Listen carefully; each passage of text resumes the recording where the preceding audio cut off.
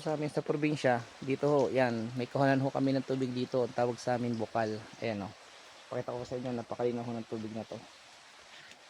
Ayan, ayan, talaga hong ano yan, natural. So, dito ho yan sa ano, sa Quezon. Kumpleto po yan sa ano, sa mineral, sa mga nutrients na kailangan. So, walang halong preservatives. Yan, yan po ang mineral talaga, mineral na tubig. Ayan po, ganyan po siya kalinaw. Oh. Yan. Galing po sa ugat ang ano, yung ibang tubig. Ayan. So, kuha po tayo ng tubig. Masarap po yan. Manamis-namis. Inom tayo.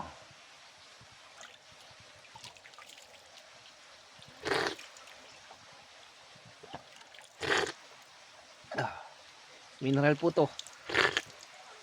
Makakagamot po to ng ano, ng mga sakit. Ano mga sakit.